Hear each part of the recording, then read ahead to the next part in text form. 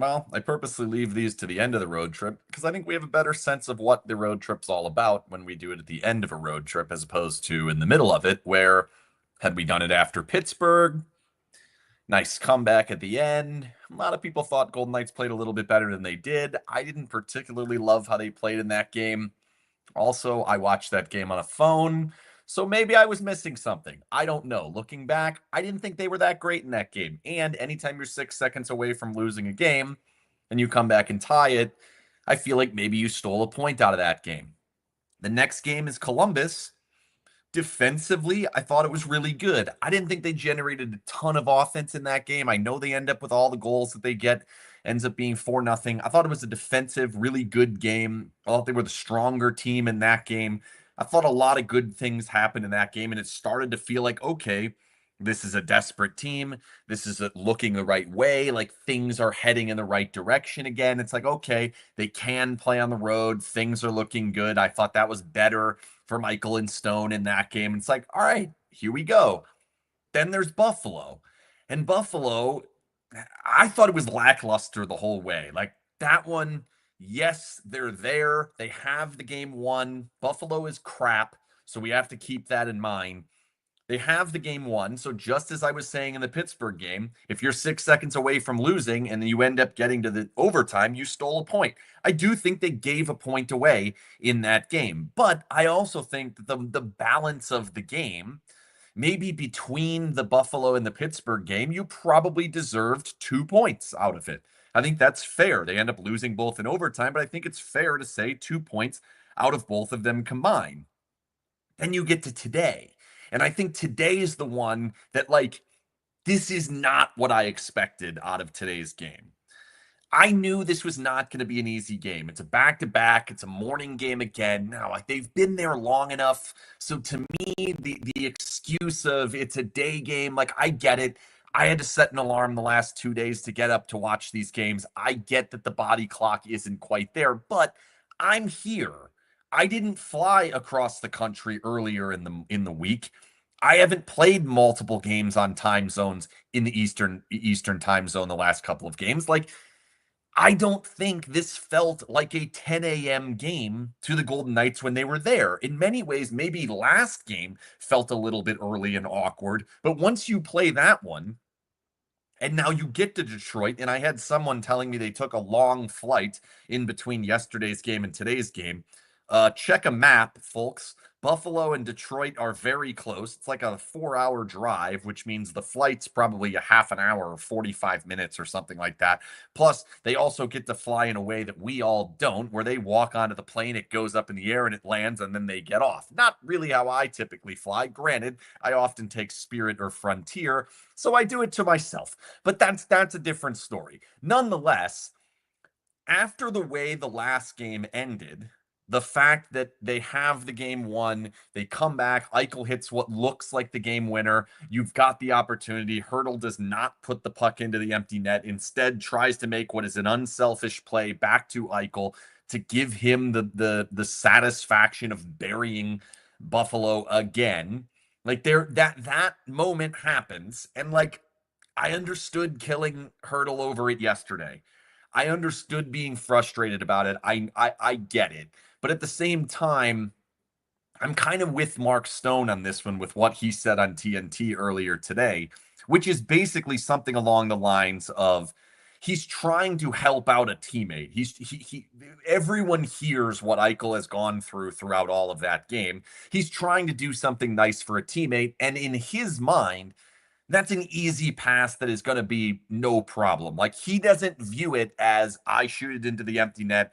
That's a 99% chance I pass it back. And now it's a zero is what it ended up being, but something like a 25% chance. No, he's thinking I shoot it at the empty net. It's 100. I pass it back to Eichel. It's 100. Like, I don't think he thinks there's any risk in doing it. And that's why he did it. I don't know that if he wasn't aware of what was going on. Nonetheless, moving beyond that, so you end up giving up the goal late.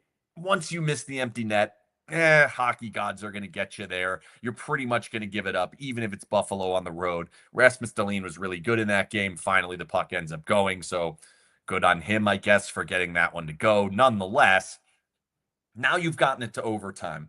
I thought the overtime period couple things. One, probably too much Eichel, even though he was awesome in it. Like, I don't think you ever need a minute and 45-second long shift in overtime after all of the time that has been played in the game and what effort he had put in the game. So to me, that's on him a little bit.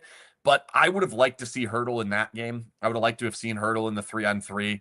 Throw him back out there, see if he can atone for the mistake he's made. He basically got like a 20-second shift at the end of it. Doesn't have that, does not get a shootout opportunity. Now, he doesn't really take many shootout opportunities, so that's fine there. They end up, I'm trying to think back. I might have to actually go back and look at this. I cannot remember a time where the Golden Knights got a save and a goal in the first round of shootout. So they're up 1-0 at the end of one round of shootout and lose it in 3 rounds. Like, I can't remember another time that has occurred. So to go from 1-0 up and then lose it 2-1 in shootout is arguably as bad of a blown lead as what they ended up doing in the game itself, because you failed on 4 consecutive shootout opportunities. Now, Hill's not particularly good at shootout. I have zero concern about that. I don't care if the goalie's the worst guy in the world at shootout. Robin Lehner actually was. Never bothered me. Doesn't really make a difference. Those points should not matter. They might matter in standings or whatever, but maybe don't go to overtime against Buffalo. But we move on. So you lose that game. You get on the plane, you fly the 40 minutes over to Detroit. You've got all the rest of the night there. You get up, you're now in somewhat of a routine having played this game. Detroit has been awful, awful recently. Now, they're a halfway decent team. I'm not saying they're a bad team. You look at the roster, you look at the names on the page. If Pat Kane's going to play the way he played today, they're even better. Like, that's not a bad team. But Peter Mrazek's in the goal. The Golden Knights scored 5 goals in 1 period the last time he was in there. They've scored a ton on him over the course of not only this season, I believe it's the 4th time they saw him this season, but they've scored a ton on him historically.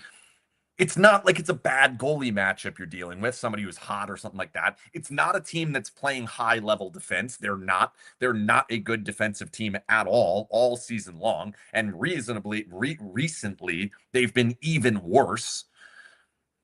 And you should have the fire of what the fuck just happened last night.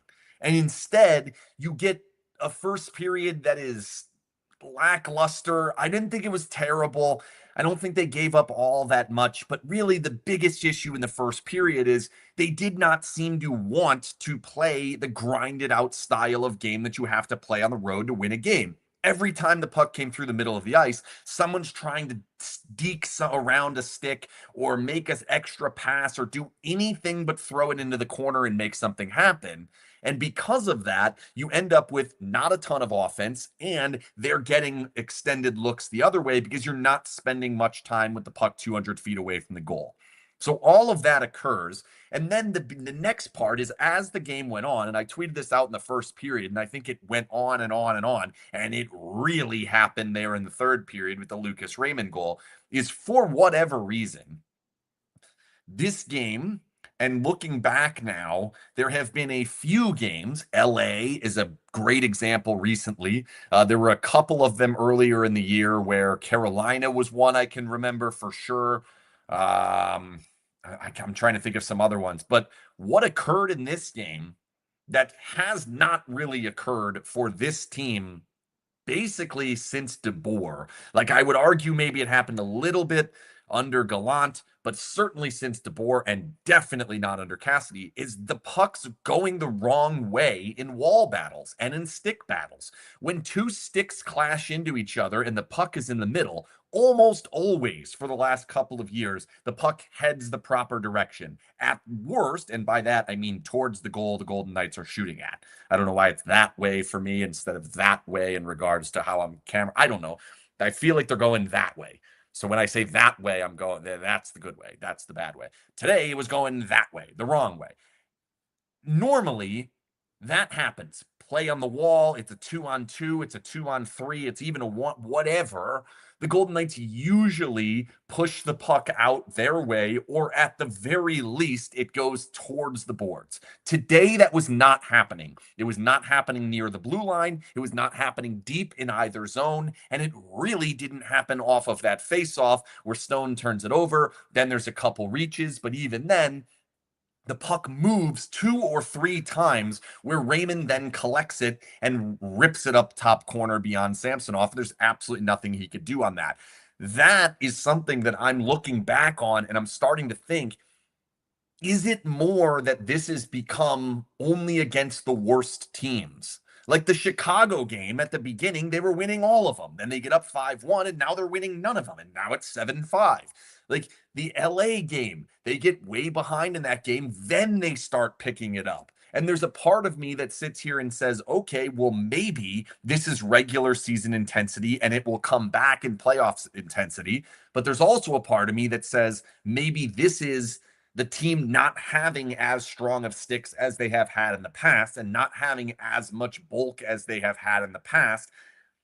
And this is what's going to happen when you play bona fide playoff teams. And today isn't even really a bona fide playoff team. Like they might make it, they might not. We will see. This Periscope and all Periscopes are brought to you by the Jimmerson Law Firm. Jimmerson Law Firm is one of Las Vegas's preeminent law firms specializing in high-stakes business, civil, and family litigation. When winning matters, seek out the Jimmerson Law Firm. Golden Knights win 1 out of 4 games on the road and lost the game before they went on the road. So they have now lost 4 of the last 5. Now they have gotten 4 points in those 5 games. So standings-wise, it's fine. The question now is, how much do we care about the standings? To me, the more I look at it, and I guess this is like, I'm usually going to be on team, it doesn't really matter, be healthy, be playing good hockey. And I still kind of do land there for the most part. It's like, well, if you play like this, you're going to lose to Minnesota, you're going to lose to Vancouver, you're going to lose to LA, you're going to lose to Edmonton. If you play like you did today, if you play like you did against Buffalo, if you play like you did against LA a couple days or whatever before the break happened or before the trip happened. But every single time I look at the standings, I do find myself saying, I'm not interested in LA or Edmonton in that first round. Like that, I don't like either of those. I know what LA's done to this team all season. I know that, like, yes, Edmonton's been toiling along and they're kind of a mess, but at the same time, this team doesn't score a ton. This team is now kind of power play driven.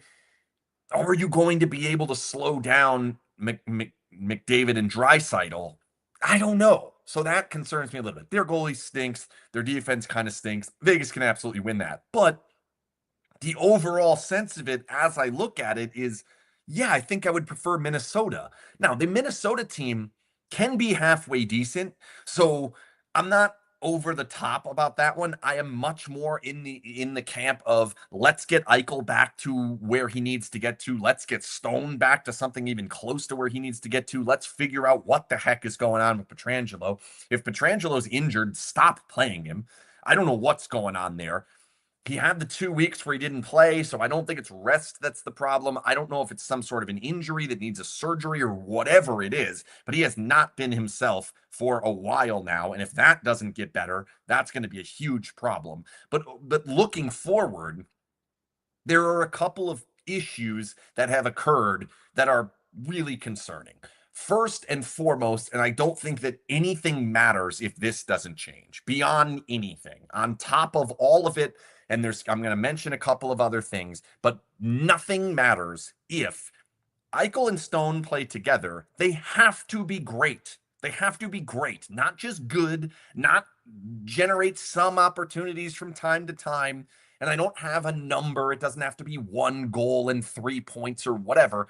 They have to control the hockey game every single time they're out there. Now, if there's 1 or 2 shifts out of the 8 in a period that don't go as well, fine. Try to keep the puck out of the net. That would be great. But if they're playing together, they have to be great. At 5-on-5, they haven't been.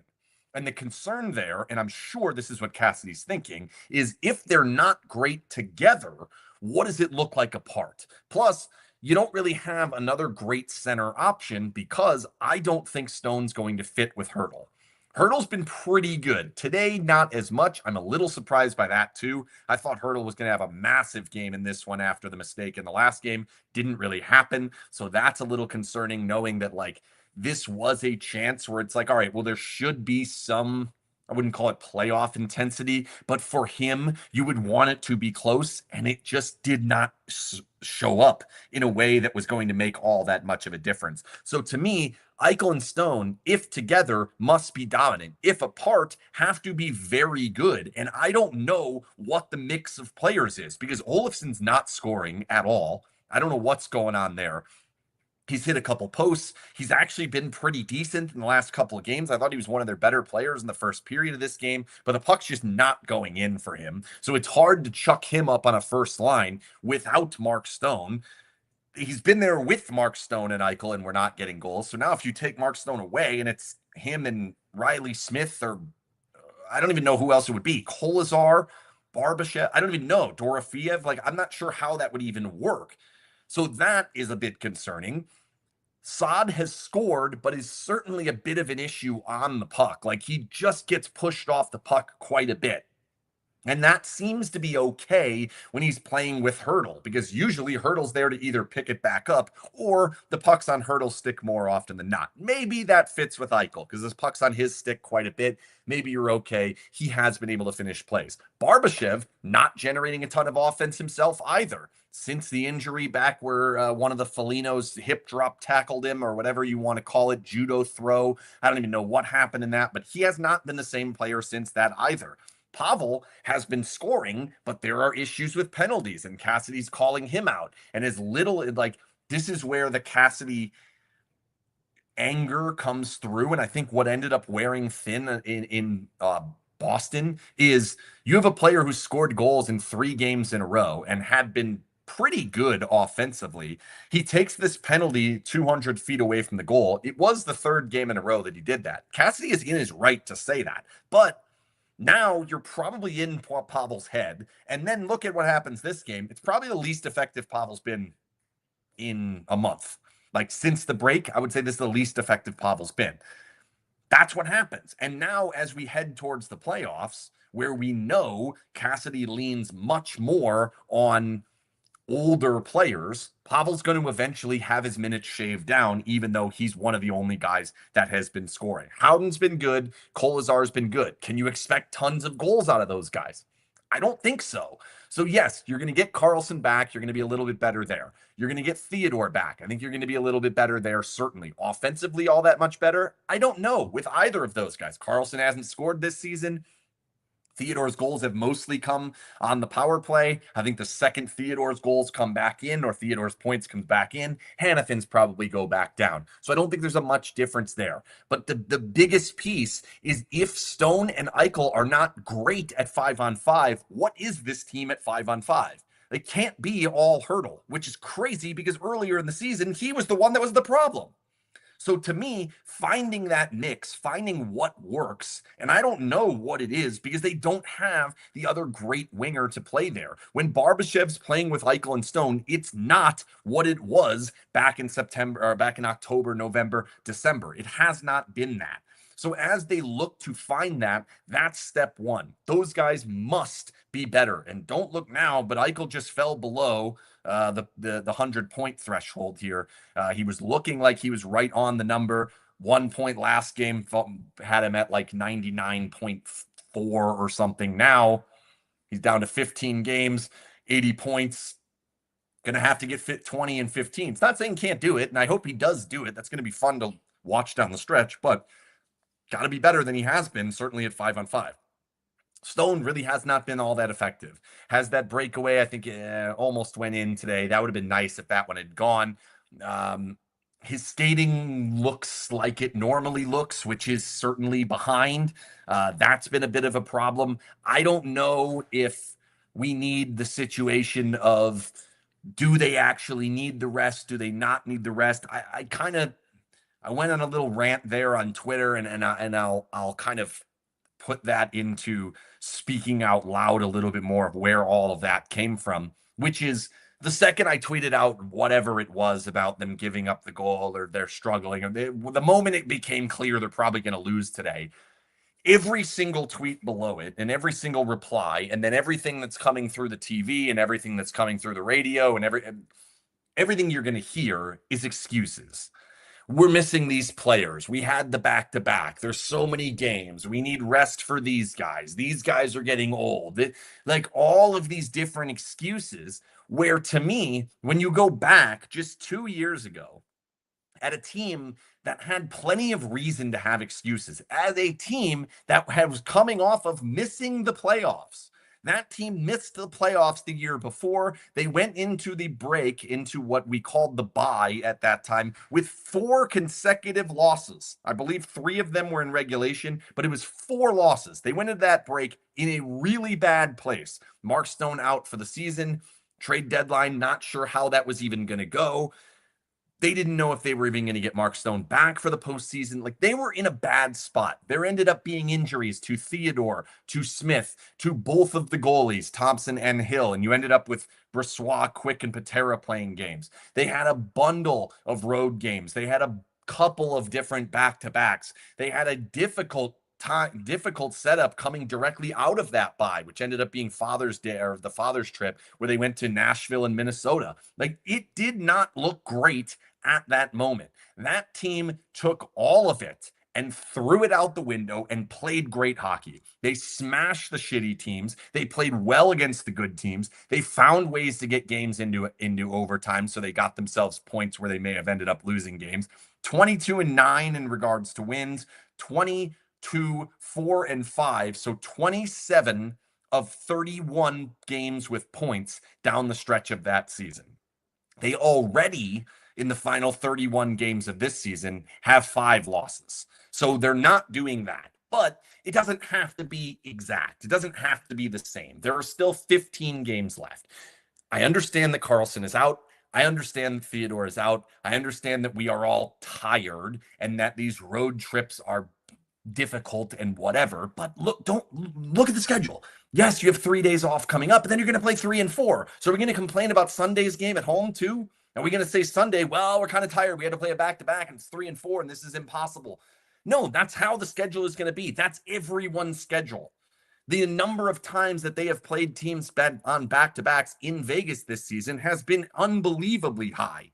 And that's a big reason why you're in the place that you're in. You have to fight through these things. And the way to do that is to win your stick battles, to play behind teams like this, to take advantage of some of the mishaps that other teams have. Detroit handed them multiple opportunities in that first period. Buffalo handed them tons of opportunities yesterday afternoon.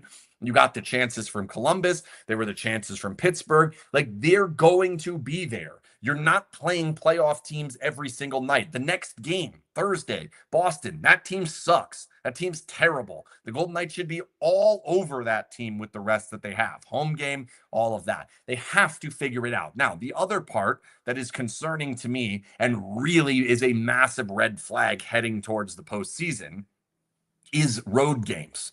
Road games have really been difficult on the Golden Knights. They are, I wrote it down, 15, 13, and 5. 15 and 18.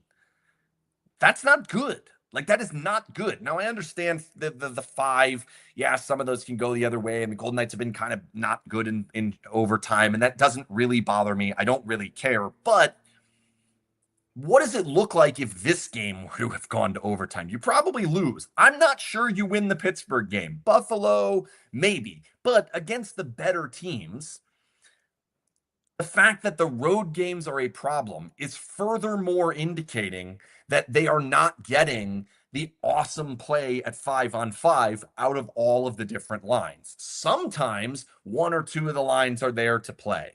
Other times it's only half of one, or sometimes just one, or whatever, and it's very easy to match up against. And when you look at the playoff matchups, say it's LA, say it's Minnesota. Those are the 2 most likely. I don't necessarily think it goes that way against Edmonton, but you're going to have to outscore Edmonton.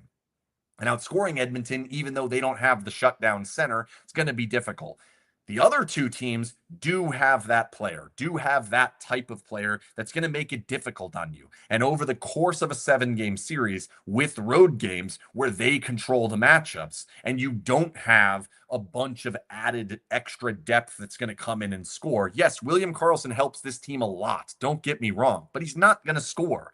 He's not going to generate a ton of scoring. It's just not going to happen. So they've got to find ways to get more power plays, which is attacking the goal. Today's a great example. Who attacked the goal? I can't think of a single time. One. There was one time they had some sort of minimal breakaway. I want to say maybe it was Barbashev. And I thought there might have actually been a slash called on that one. You've got to get to the goal. Get inside of guys. Get underneath players. Get into the middle of the ice. And they're just not doing that at the moment. And it has been a problem specifically on the road. Now, you look at the games before they went on this road trip, and I tweeted this one out as well. They were plus 16 in power play opportunities in those games. 8 games plus 16. In other words, every single game, they had 2 more power play opportunities than the other team. When your power play is operating at 30%, you're going to win pretty much all of those games. That's what happened. The moment that went away, now you're struggling to beat Pittsburgh. You're struggling to beat Buffalo. You're struggling mightily against Detroit. Like, that's where one of two things has to happen. Either 5-on-5 has to get significantly better, and it can, or they have to find a way to draw more penalties. One of the two of those absolutely has to happen. Now, I've been pretty negative. I've been pretty upfront and aggressive about all of this. It's important to note the team is still in the top 10 in the league. They are still absolutely one of the top 10 teams in the NHL. I don't think that has changed at all. I don't think there's any concern of like, this team isn't good. They've hit a wall. They're going down like none of that. They're not bad. They're not all of a sudden a joke or the future looks bad and all these signings because they've had all of these different signings and signed up Hill and Theodore and McNabb and Howden and Carlson and all or Kolazar and all of these players that have given them what looks like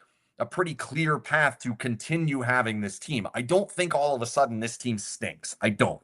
However, I do look at what is it going to look like 15 games from now against the matchups that you're going to end up facing.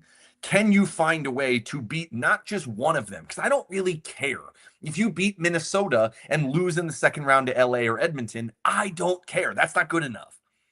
If you make it to the Western Conference Final and get smashed by Winnipeg or Dallas or Colorado, that's not good enough. If you make it to the Stanley Cup Final and lose to Florida or Tampa or Carolina or whoever, Toronto, that's not good enough. This team is supposed to win the Stanley Cup. They're in a Stanley Cup window. They literally had to sit out of this trade deadline almost completely because they don't have assets because they've spent so much to continue being in the Stanley Cup window. You must win the Stanley Cup. So when I talk about what does it look like, what does it need to look like, it's about winning the cup. It's not about winning a playoff round. It's not about making the playoffs. It's not about winning this division. It's about winning the Stanley Cup. That's what matters. I've got one here. We need 2. We want another one next to it. That's the goal. Because as things move forward, as you start to have a tough road trip, and now people are circling the numbers on the sheet and saying, look how old Pietrangelo is, look how old McNabb is, look how old everybody else is,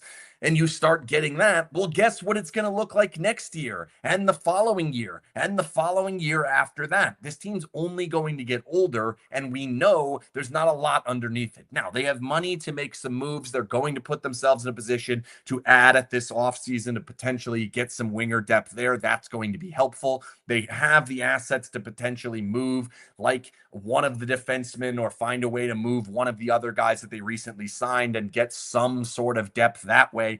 There's ways to maneuver this team to get better, but they're in a cup window today, and playing a game like that in Detroit after disrespecting Buffalo, which I don't, that's the word that Cassidy used. It's probably a little overboard for me. I don't think they were disrespectful. I think there was an expectation that this game will go easily. The scoreboard was saying it's going easily, and then it didn't, right? Today is the one that bugs me. Today is the one where you're up against it a little bit. You've got the back-to-back. You've got the situation where you did not finish the game before. It looks very clearly like this is a moment where you can play a great game, where you can come out and smack a team that's down, that has some level of desperation, and play a very good game. They didn't do it. They didn't even come close to doing it.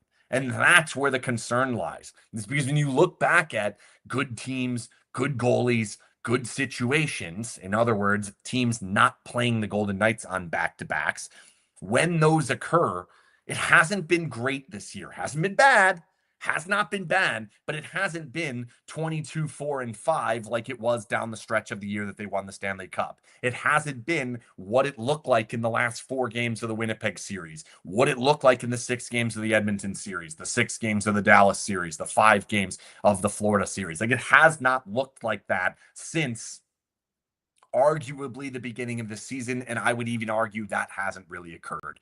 Maybe the beginning of last season is about the last time that's looked like that. So as we move forward, 3 games at home, directly on top of March Madness. Who scheduled that? Nonetheless, 3 home games in 4 days.